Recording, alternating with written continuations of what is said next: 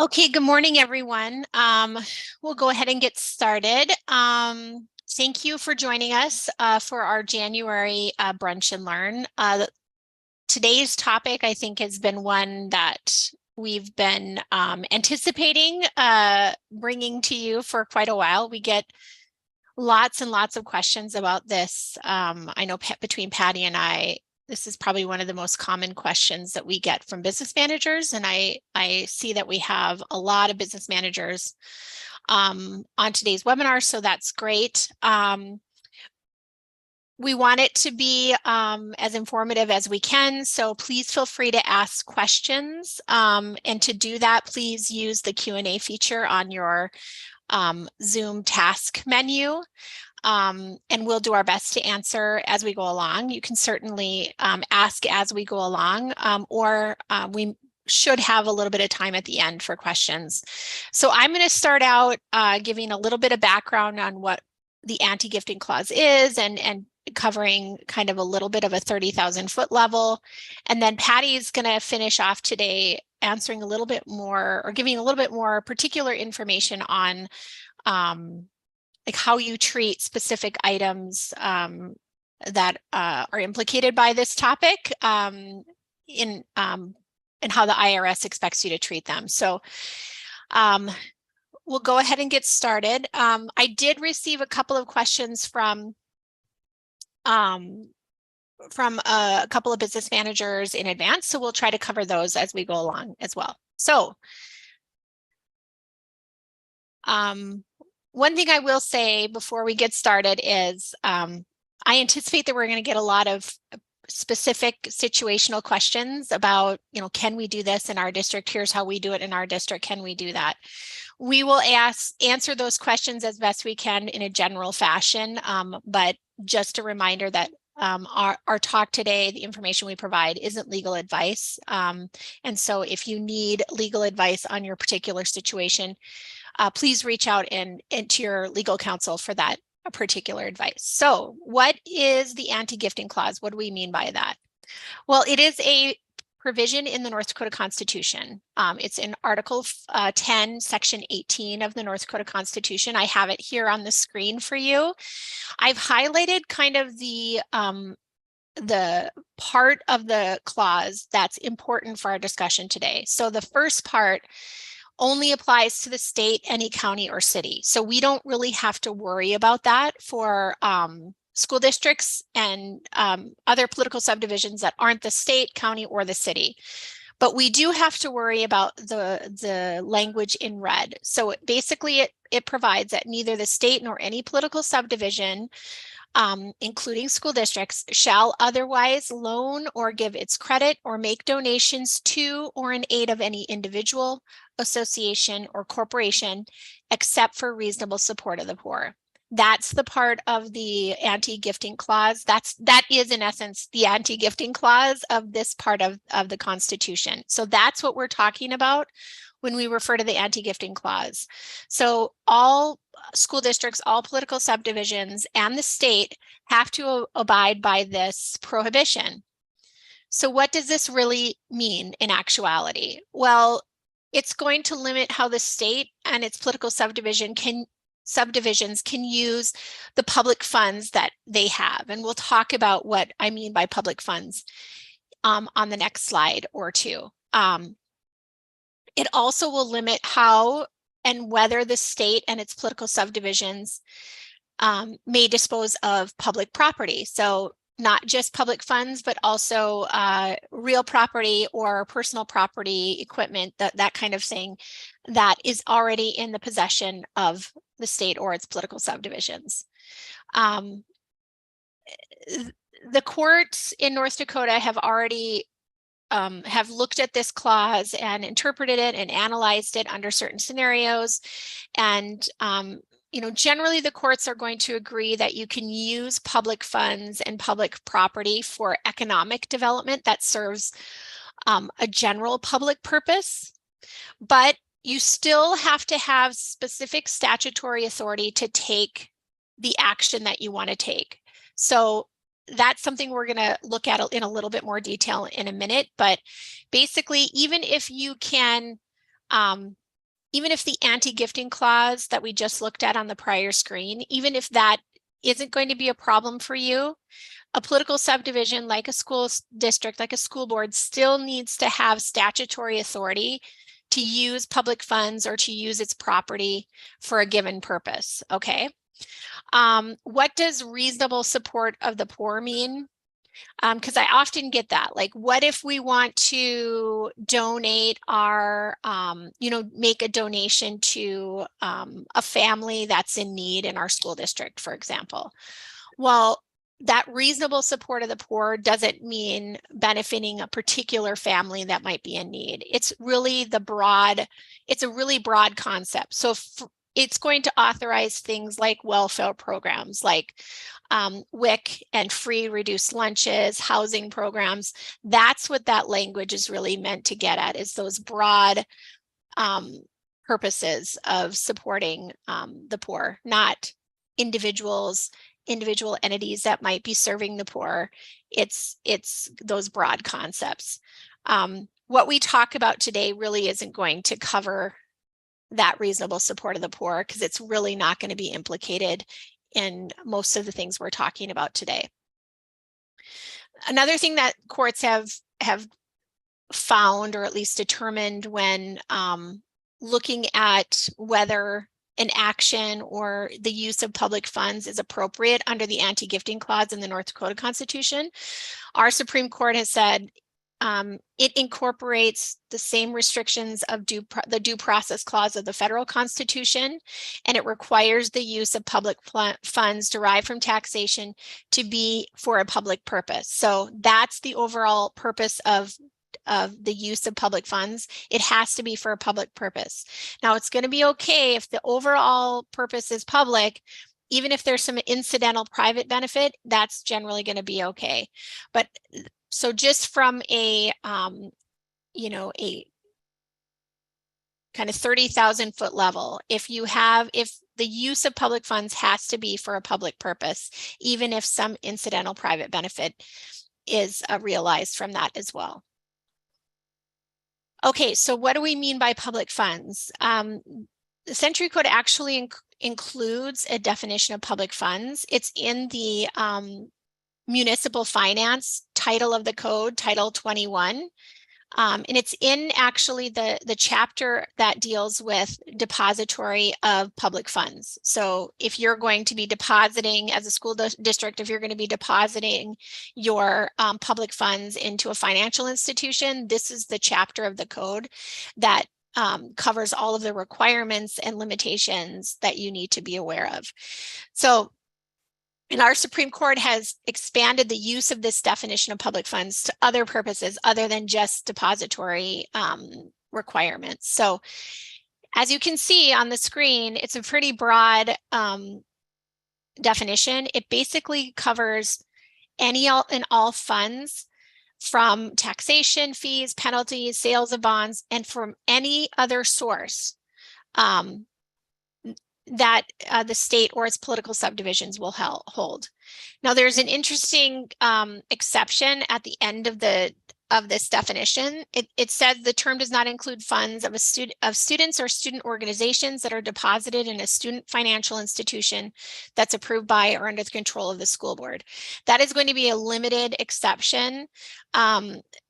A student financial institution is actually like a financial institution. It's a bank that's created in the educational program, and there's requirements in order to do that. So that exception is going to be pretty limited, and it's really not going to apply to anything that we talk about today. But the key here is that public funds are really going to be any funds that come within the control of the school board or the school district from any source.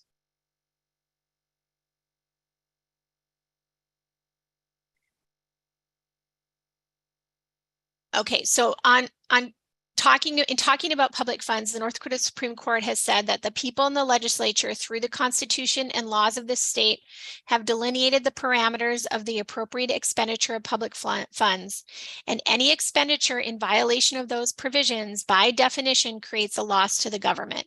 So this just reinforces the requirement that the Constitution of the state of North Dakota and the laws adopted by the legislature, those set the parameters for the use of public funds. If you can't find a basis to use public funds that you hold as a school district in statute or in the Constitution, you're probably not allowed to use funds for that purpose. So one thing that you need to keep in mind, even if whenever you're looking at whether you are either in violation of the anti-gifting clause of the Constitution, or if you're okay, if what you're proposing to do is not going to violate the anti-gifting clause, you still have to look at whether you have the statutory authority to use public funds or to use public property in the way that you propose. And so where you look for that is in the Century Code. Our Supreme Court in North Dakota, and there are several AG opinions that have held that school boards only have the powers that are expressly conferred upon them by the legislature, or such as may be necessarily implied from the powers that have been granted to them by the legislature. So there are a number of different provisions in the Century Code that provide a school district or a school board with the power to do something. The main provision that lists out school board powers is section 15.10933. There's a long list of things that the school board is authorized to do. A couple of things that are relevant to our conversation today are they are allowed to purchase, sell, exchange, and improve real property. They can employ, contract with, and compensate school personnel. That's going to be key in our discussion in a bit. They can also purchase, sell, exchange, improve, and lease for up to 1 year equipment, furniture, supplies, and textbooks. So there are a number of provisions in addition to these that grant the school board the power to do something and to utilize public funds in connection with those powers, or utilize district property in connection with those powers. There's lots of other statutory provisions in terms of school district powers.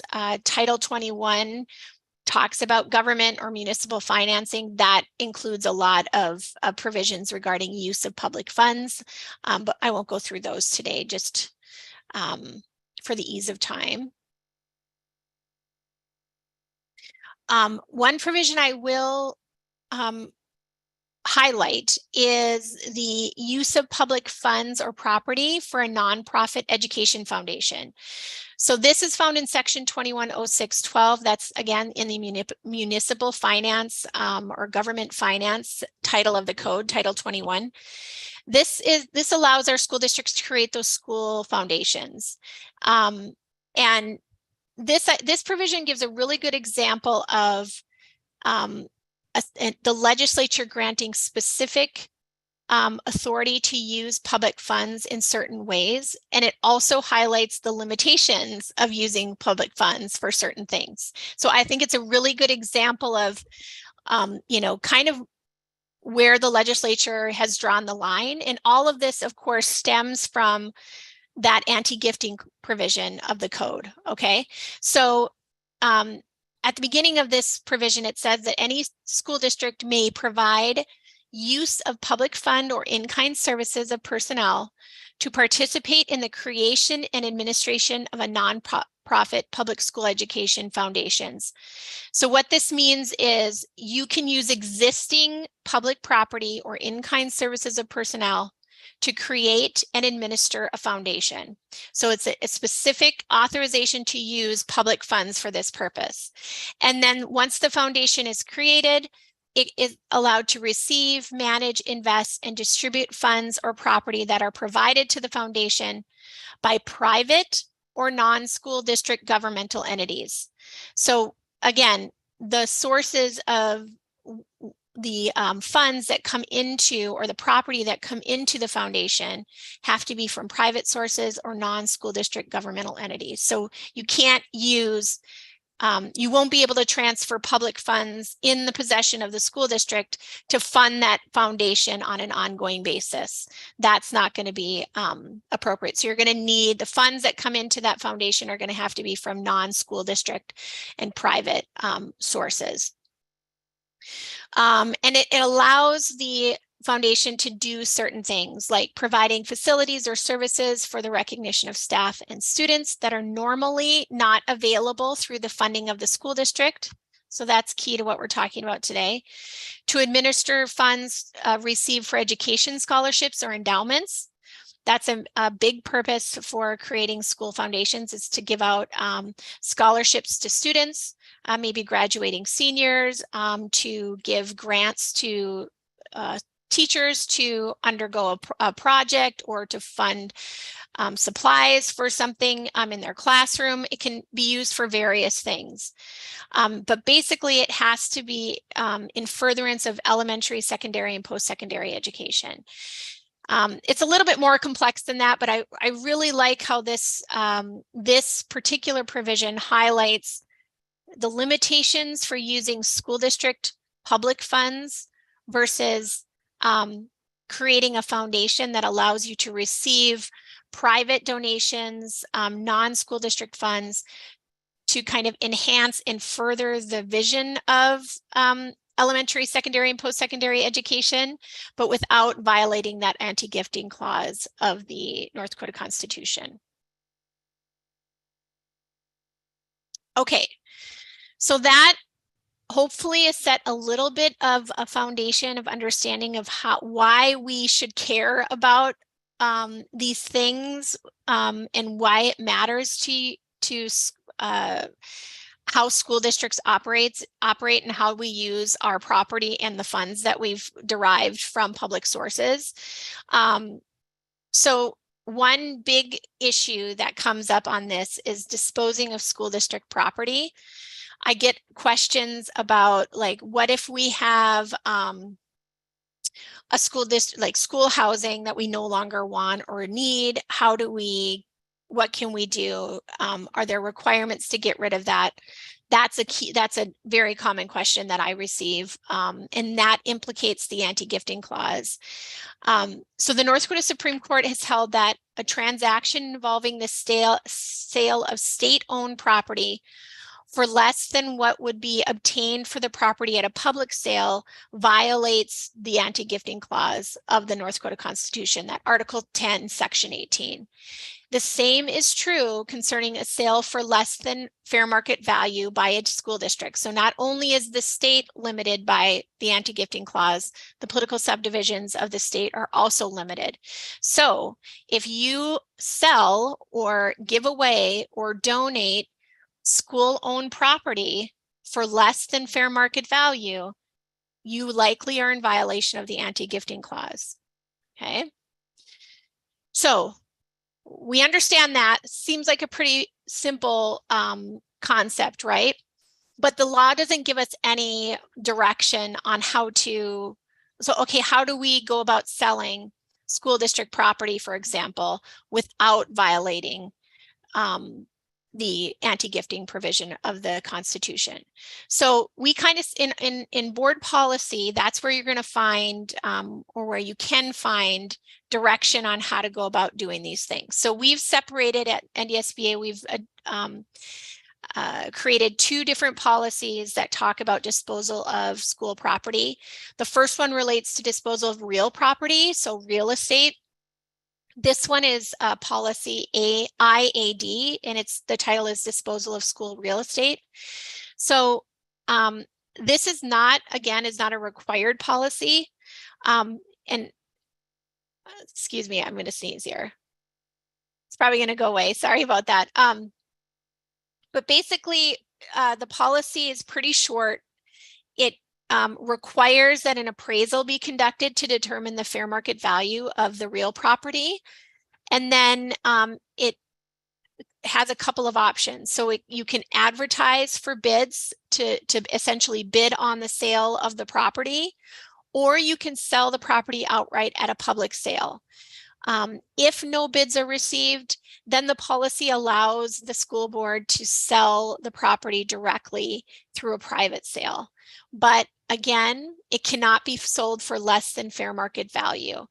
There is an exception to that, which I'll talk about in a second, that relates to the sale of property to another political subdivision. That is an exception where you can sell for less than fair market value. But in terms of anybody else, any other private individual entity, you can't sell for less than fair market value. So the way that this policy is structured is to ensure that you're not violating that anti-gift clause provision. So does Century Code require an appraisal?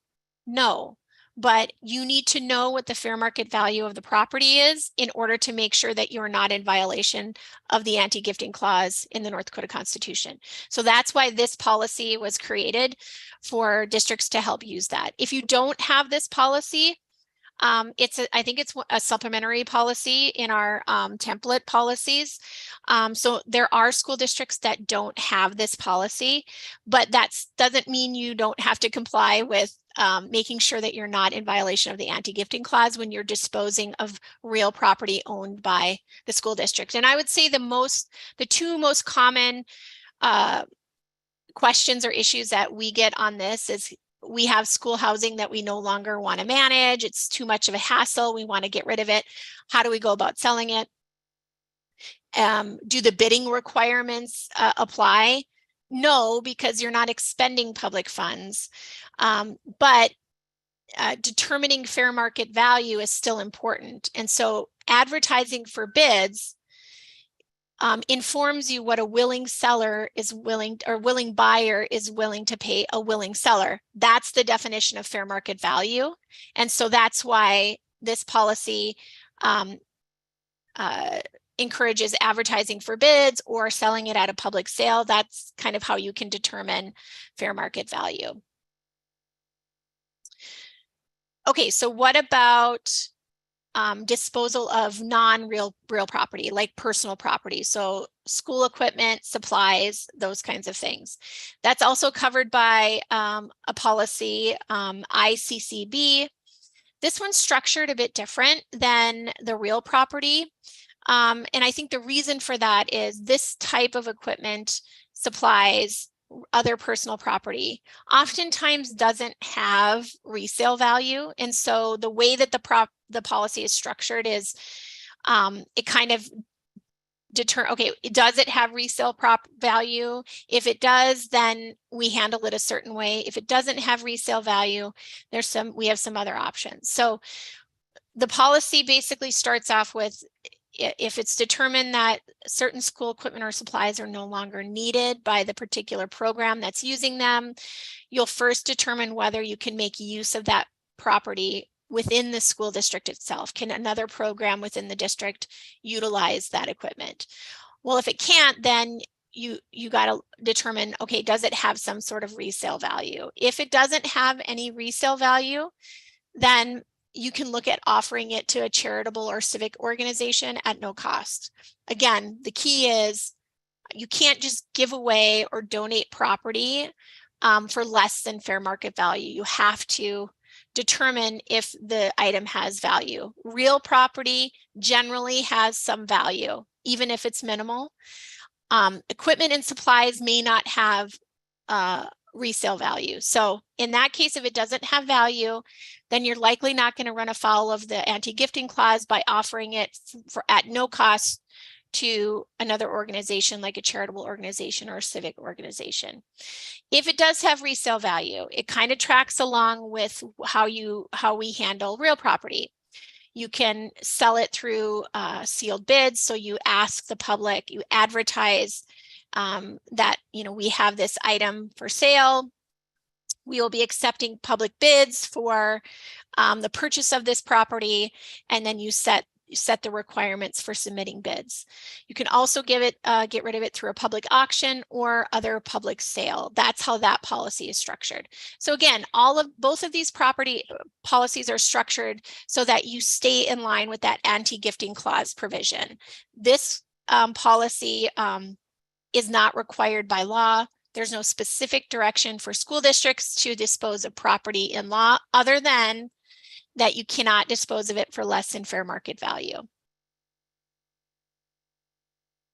Okay, I'd mentioned that kind of an exception to the anti-gifting provision of the Century Code is loans or donations or sales to other political subdivisions. So again, even though it's not prohibited by, even if an action or a use of public funds or property is not prohibited by the anti-gifting clause, you still have to have authority given by the legislature to do something. Another key thing to think about this too is another political subdivision isn't going to be considered an individual, association, or corporation. So that's why loans or transfers or sales between political subdivisions really aren't going to implicate that anti-gifting clause. But again, you still have to have powers conferred upon the legislature to do what you want to do. You have to have statutory authority to do what you want to do in using public funds. So in terms of the sale or removal of school buildings, there is a section in the code that allows for a political subdivision, particularly a school district, to sell or donate a school building to another political subdivision for less than fair market value. So that's one exception. I shouldn't say it's an exception. It's not an exception to the anti-gifting clause because, again, the anti-gifting clause isn't implicated because political subdivision is not an individual, association, or corporation. But you still need a power conferred upon by the legislature to expend or use public funds or property in the way that you want to use it. This section allows you to essentially give away or sell property to another political subdivision for less than fair market value.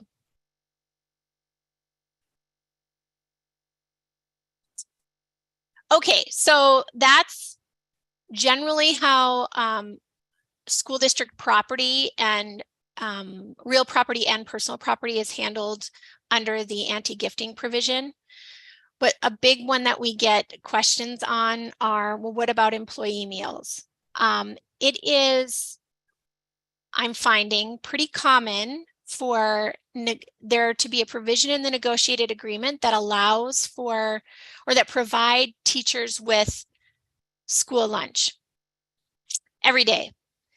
And, you know, after I think we had a speaker at our convention, at a convention session this last fall that talked about this anti-gifting clause and basically told everybody you can't provide meals, free meals to your staff. And I think that caused a lot of,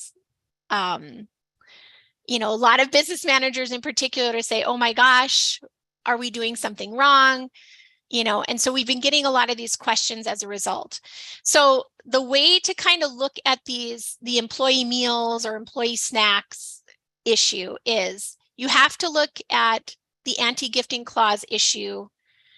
And then you also have to look at whether they, you know, if it violates the anti-gifting clause provision, does that mean you can't do it? No, it just means that you might have to do it a different way. And that's usually going to be, can we do it?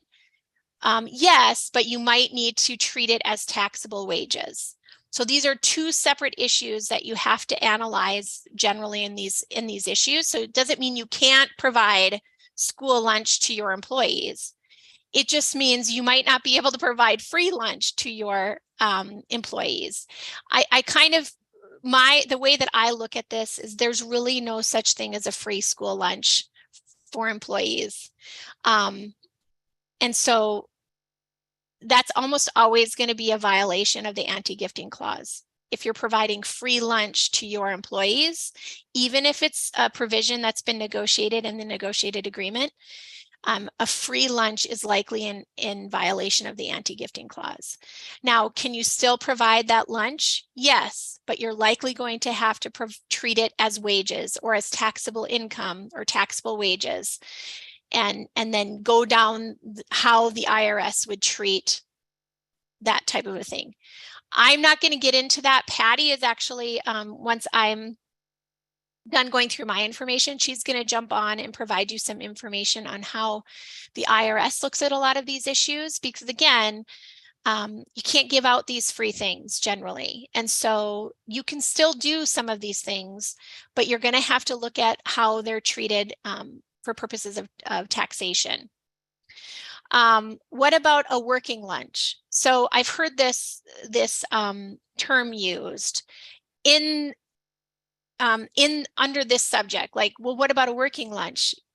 If we require our staff to work over lunch or during their lunch break, aren't we required to provide them with a meal, or can we provide them with a meal along with them, with their responsibilities of essentially being on call or working through lunch? Again, the issue of whether it's in violation of the anti-gifting clause is somewhat separate than, it doesn't necessarily mean you can't do it. It means, how do you treat that for purposes of compensation or taxation purposes? So, and then it also kind of commingles with the requirements for meal breaks, which I'll handle on the next slide. Let me just see here. We got a question that says, does the school district leasing property to another political entity fall under the provisions she is speaking of? So the provision that I talked about on the last slide, let me get back to that. So this provision, section 15.1-12-19, is specifically dealing with the sale or removal of school buildings. So it allows for a school district to essentially sell a school building to another political subdivision. So it could sell it to another school district. It could sell it to the city, the county, a park district for less than fair market value. So that's really dealing with the sale. It doesn't deal with a lease of that property. Another way that political subdivisions either lease property together or jointly undergo a venture using public funds is through a joint powers agreement. So in answer to your question, if a school district is leasing property to another political subdivision for less than what the fair market value, what the market would ordinarily call for leasing that property to a private individual, is that allowed? It might be allowed if you undertake a joint powers agreement. So it kind of depends on the circumstances, but the clause or the section that I referred to here on this slide doesn't relate to leasing a property. So in terms of the school lunch issue, because again, this is a pretty common one. Looks like we have another question, but I will deal with that in a second. In terms of the free school lunch issue, if you're going to provide that, if you want to continue to provide that to your teachers, for example, who are on lunch duty, or maybe who aren't, you should be tracking them similar to student lunches, and you're going to have to treat them as essentially part of their compensation, and then deal with it appropriately for taxation purposes, which Patty was going to cover in a bit. So if it's in your negotiated agreement that you provide school lunch, that every teacher gets a school lunch, can have a school lunch every day. The provisions that I've seen don't speak to whether it's free or whether it's treated as taxable wages for taxation purposes. But I'd encourage you, if you have a provision like this in your negotiated agreement, if it provides for a free lunch, that's going to be problematic for the anti-gifting clause. That's likely in violation. And so you're going to need to either go back to the negotiation table and change that language. If you want to keep that as an option for teachers to have lunch at school, that's fine, but you're going to need to track that and include it in their compensation for taxation purposes. So that's an option. Either change the language or remove the requirement. And because it's in your negotiated agreement, you can't just unilaterally change that, but you are going to run afoul of the anti-gifting clause provision if you continue to provide free lunch. It's also going to be a problem for taxation purposes because they're considered, it's part of their compensation, it's treated as wages or a benefit that needs to be appropriately taxed. So my general recommendation is if you have that covered in your negotiated agreement, you need to look at it and see if it proposes or presents a problem either under the anti-gifting clause or for taxation purposes. Another thing to kind of think about, the way to think about these employee meals, before I get to the meal breaks, another thing to think about when you're talking about employee meals is, and it's employee meals, snacks, gifts for staff, a Christmas party. I mean, really anything that you're providing as like a gift to staff or for free to staff, you kind of look at this all in the same fashion. So is it, who is benefiting from it? That's how you kind of want to start off. Is it mainly staff that's benefiting from this expenditure of public funds or property? Or is it serving a public purpose? When it comes to snacks, meals for staff, Christmas parties for staff, gifts for staff, like a gift cards for a holiday, or teacher appreciation, something along those lines. If it's coming out of school district funds or public funds, it's likely serving just a private purpose and is likely going to be in violation of the anti-gifting clause provision of the Constitution. So again, if these are things that you're giving for free or as a perk, but they're not being treated as income or wages, it's likely going to be in violation of the anti-gifting clause. And why do we care about that? Well, there have been examples where, a public official responsible for appropriately spending public funds spent public funds on a number of these types of things. So providing gift certificates for employees, providing food, free food, beverages, snacks, those types of things. And they were charged criminally with misapplication of public funds. And, you can serve prison time for that. So it can be a serious issue depending on, how rampant it is in your district if you're doing these things. So it matters, it's important. On the last slide, I talked about working lunch. So when I think of working lunch, this is what I think of. I think of the meal breaks that are required under state law. These are found in the Administrative Code, Chapter 460207. And what that requires is you have to provide an employee a minimum of a 30-minute meal period for each shift exceeding 5 hours when there are at least 2 or more employees on duty. So you're required to give that 30-minute meal period.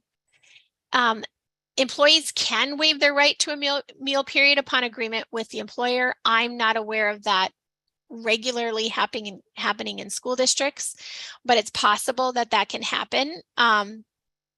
You do not have to pay for that 30-minute meal period. You don't have to pay the employee unless they are not completely relieved of their duties.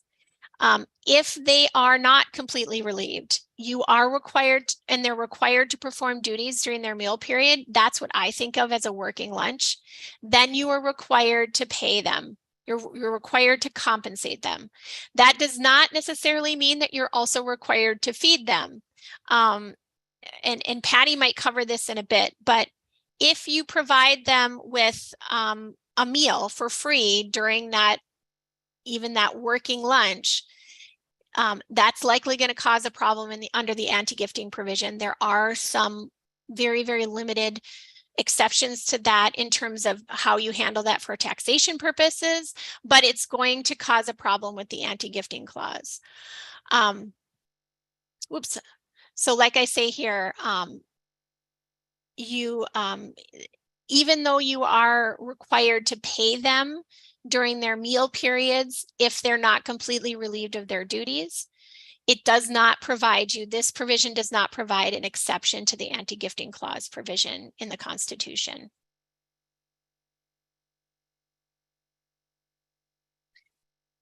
Okay, we have another question and you're anticipating my next slide. So if you establish a foundation for teacher appreciation and collect private funds for this, can you use this foundation money for teacher snacks, beverages, holiday teacher get-together, etc.?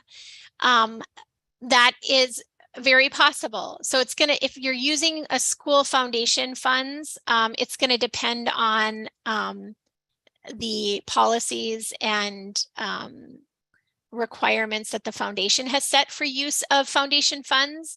But yes, that is an option to use a school foundation. So this gets right to my next slide. So what can you do? What are some options? So I would say on those occasional infrequent circumstances where you want to provide your teachers with a meal or snacks or something along those lines. One of the examples that first comes to mind when I think of this is parent-teacher conferences. So I know that Bismarck Public Schools, whenever there's parent-teacher conferences, a lot of the, particularly the elementary age, in the elementary schools, they will ask the parents to provide snacks and meals to donate to the teachers for parent-teacher conferences. So this is a perfectly appropriate thing to do. And I think it allows you to get away from worrying about the anti-gifting clause and whether you're using public funds appropriately. It's to ask for donations of these types of things from outside organizations, from your parent-teacher association or organization, from parents. Maybe the school foundation would be able to provide those types of things to your teachers or to other employees.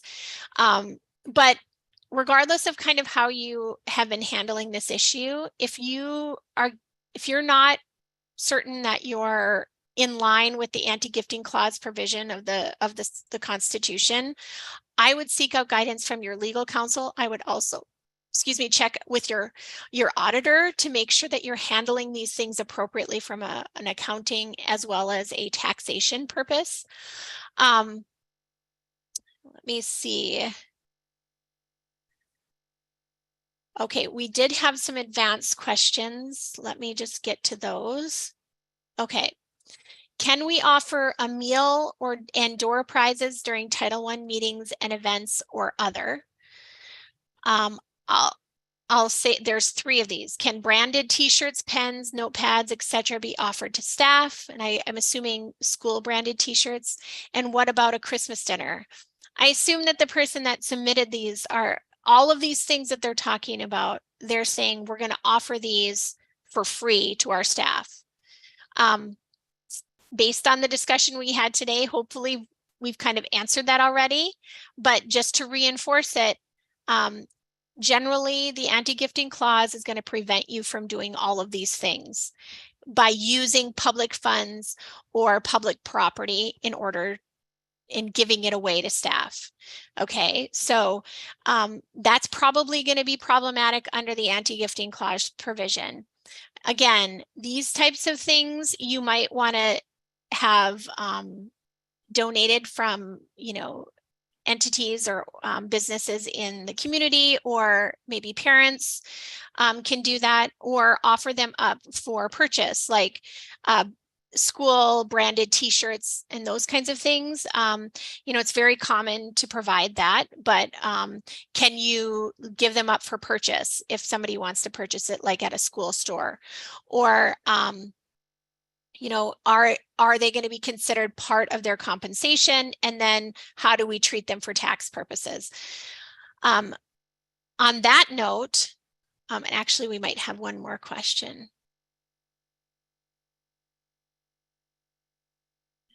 Can the district feed a group of staff with district funds if there is a speaker or training? Again, this is going to implicate all of the same questions and all of the same issues that we've talked about this morning.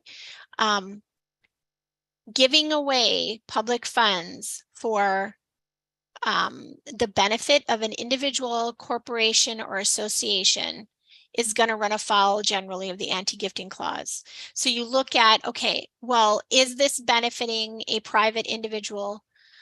Is this for a private purpose? Or does it serve a public purpose, a broad public purpose? Who's benefiting from the expenditure or the use of property?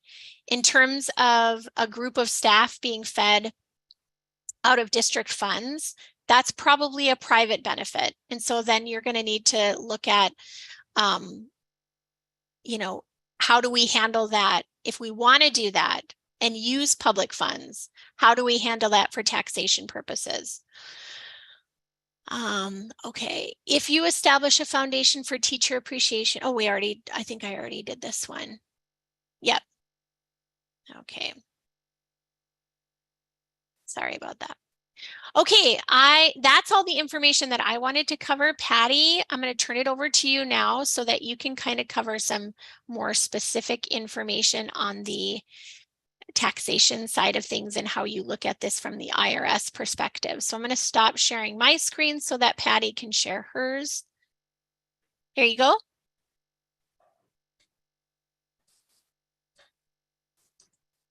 All right, perfect. Okay. I'm going to start my slideshow here. There we go. Okay, as Amy told you, there's a lot of restrictions when it comes to things here, and I want the IRS to be your friend. And the biggest friendly thing they've given us is a fringe benefit guide. And I'll be sharing where you can find this and what it covers.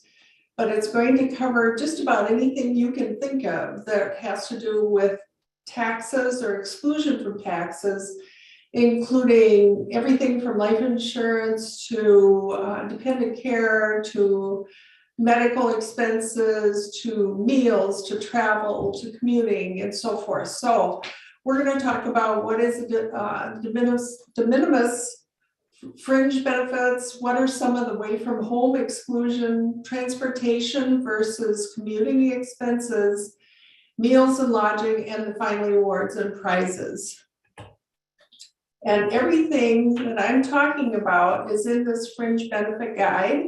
And here's the link for it. It's 65 pages of really good information. And it gives you a lot more than these things that I've listed here as far as moving expense. It would also cover things such as educational stipends and so forth. So take advantage of this fringe benefit guide. It's just very practical, easy to understand information. So what is the definition of de minimis fringe benefits?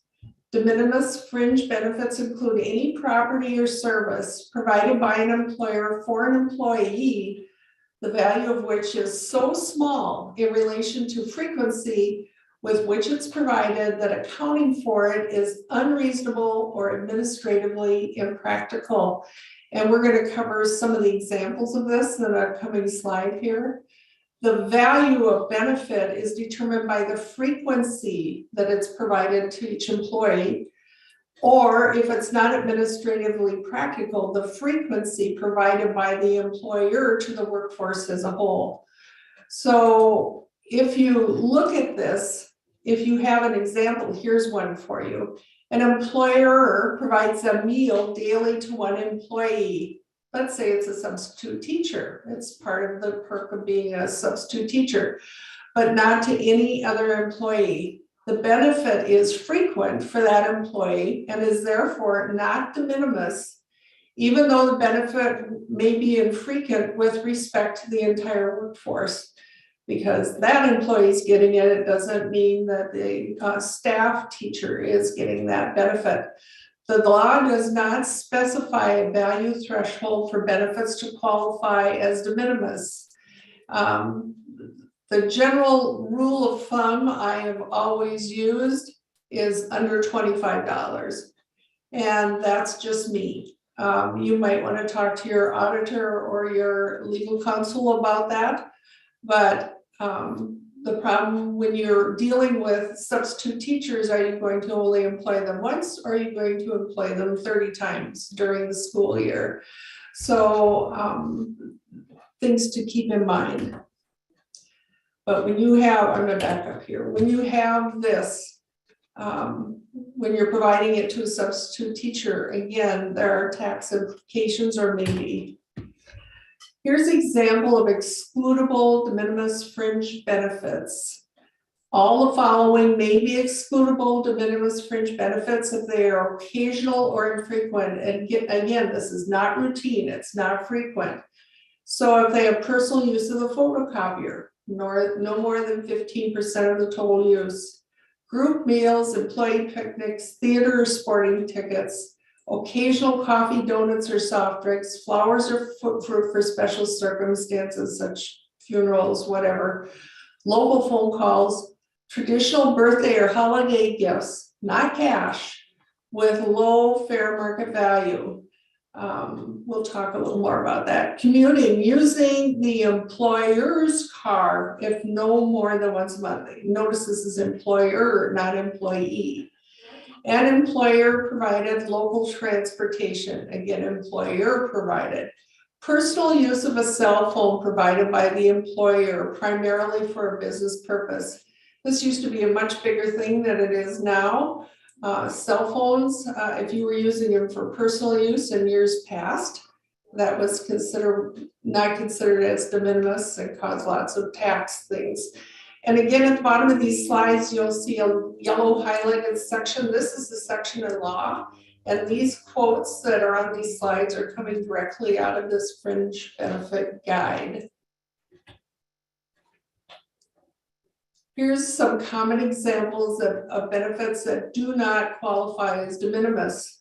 Cash, anytime cash is involved, except for infrequent meal money to allow overtime work.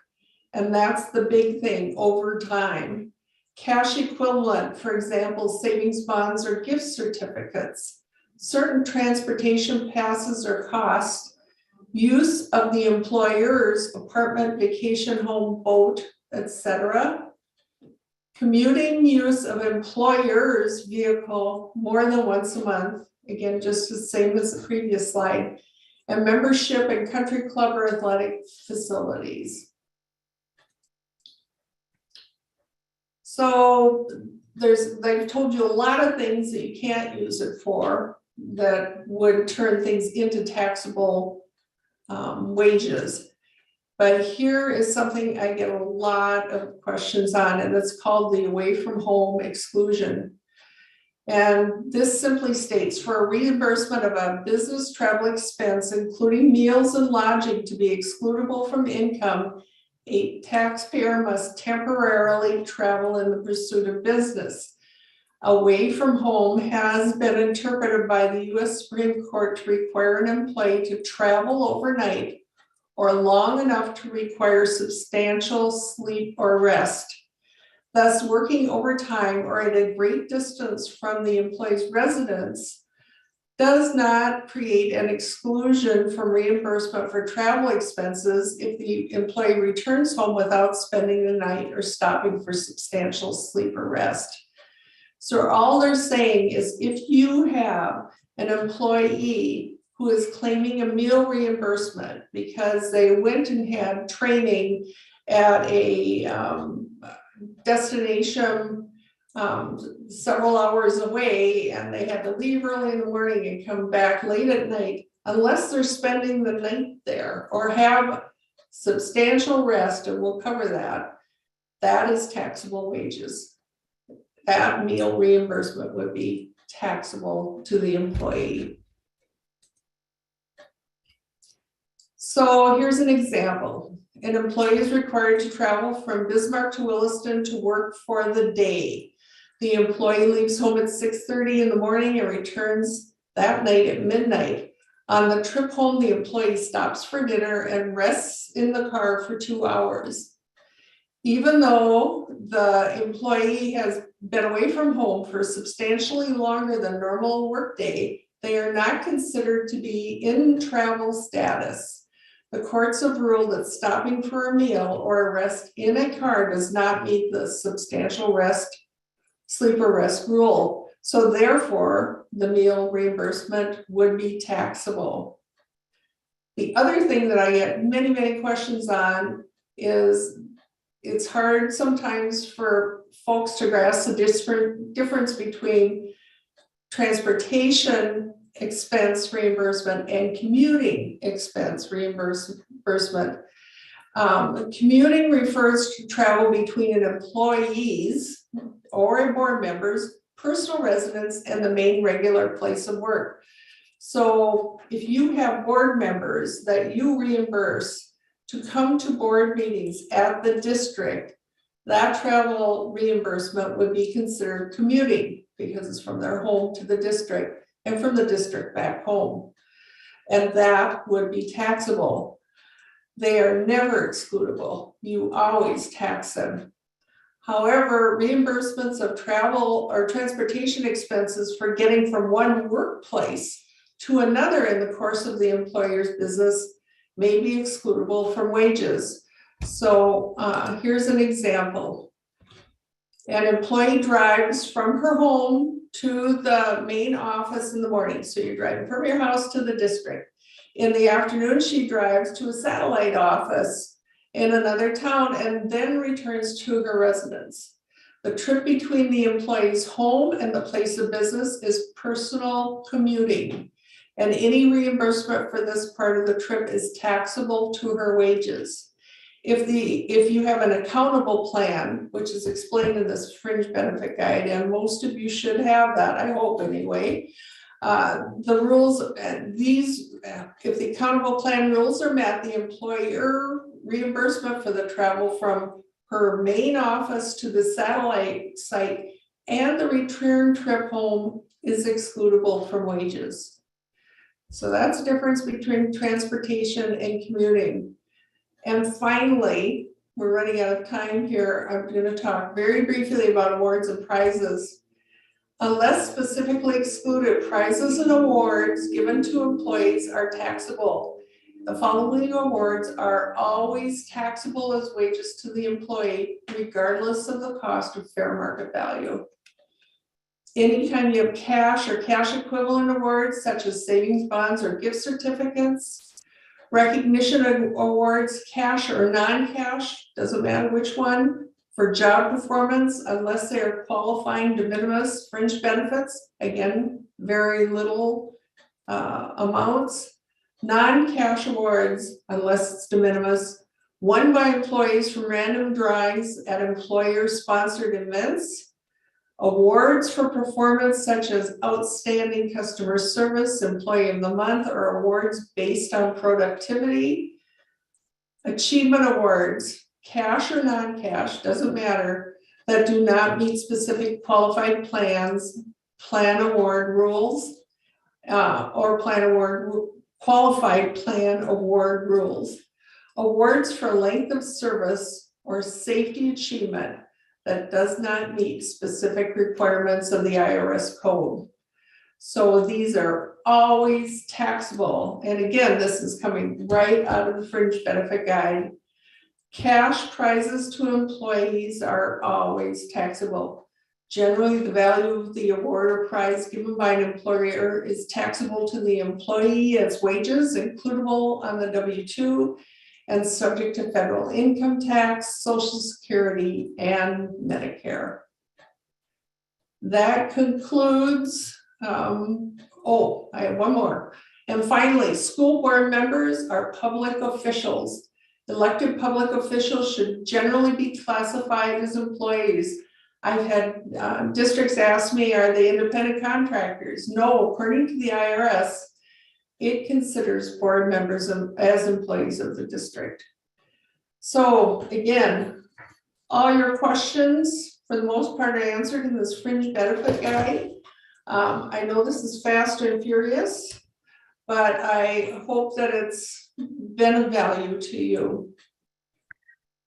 Patty, real quick, we have a couple questions.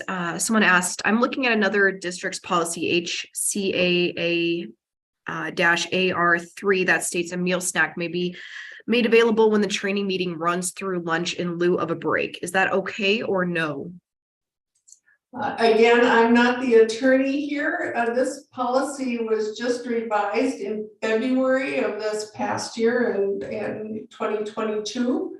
I'm going to defer to Amy or other people on this. I am not comfortable acting as a IRS auditor here. So there's two issues that I see on this question. The one is, can you require the employee to essentially forfeit the break, the meal break? So if a meal break, again, is required under North Dakota law, so again, a 30-minute meal break is required for any shift that exceeds 5 hours when 2 or more employees are on duty. So this could violate that. Now, an employee can agree to waive that meal period by agreement with the employer, but the employer could not require the employee to waive that.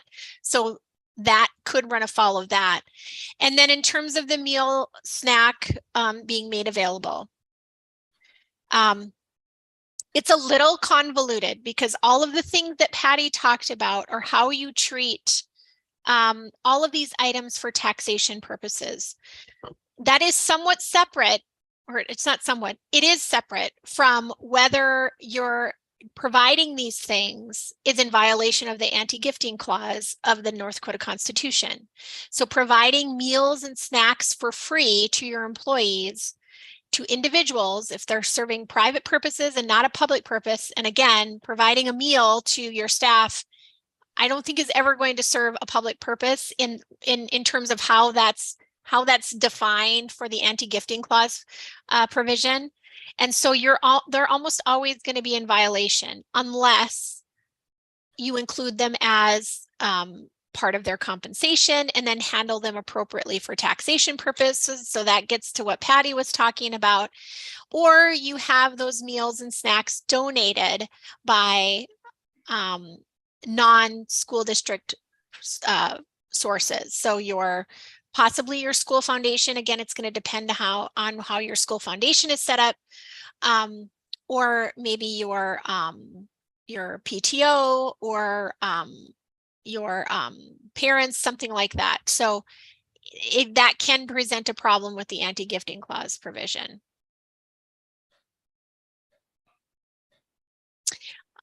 Patty, it looks like there's some additional questions on what you were talking about. One question is, what if cash awards were donated by a private organization? Are those still taxable? Again, I am not an IRS attorney. Looking at the fringe benefit guide, I don't believe they are. Because you are not acting as the employer. So I hope that answers that part of it.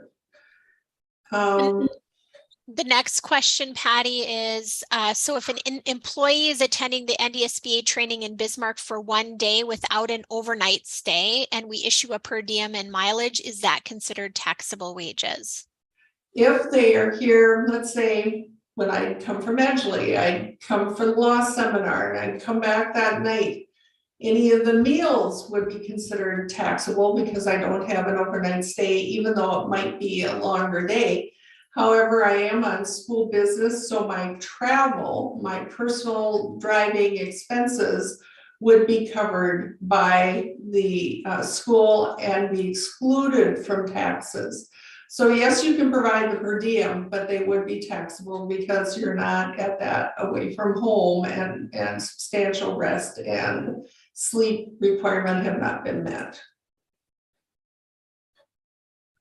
Another question, would a student group, student council wanting to provide snacks in the teacher lounge during Teacher Appreciation Week be a violation of the gifting clause?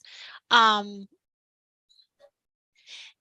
going to depend on whether the funds, how the snacks are paid for. Are they paid for by public funds? If they're not, and then likely it's not going to run afoul, because again, the anti-gifting clause is talking about using public funds or public property for the benefit of an individual, association, or corporation. So I think that's where, if it's not using public funds or public property to purchase the snacks or to provide the snacks, then you're probably okay.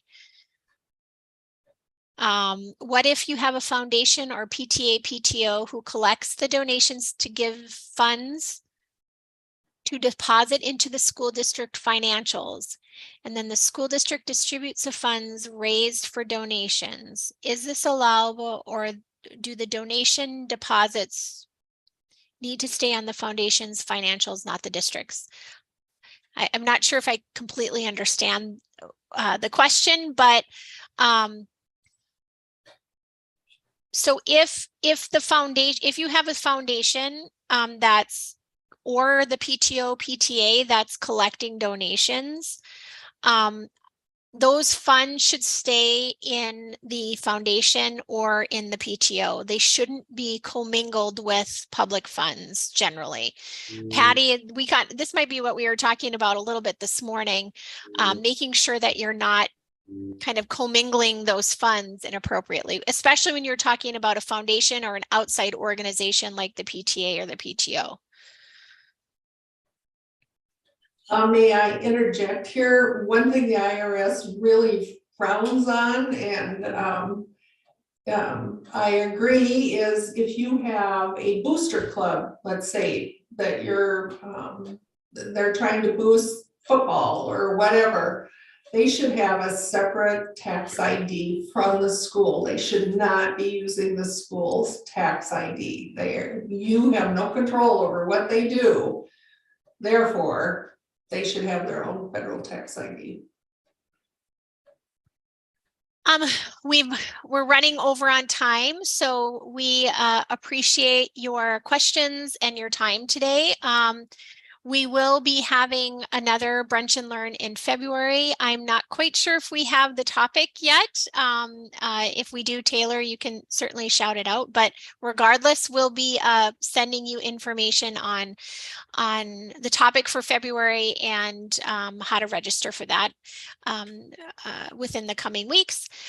If you have any additional questions, please feel free to reach out to Patty or myself, and we'll do our best to provide you general information. But just to be aware, we can't advise you directly on whether what you're doing is legally okay, unless you retain me as counsel, or we would send you to your legal counsel or your auditor and tax professionals.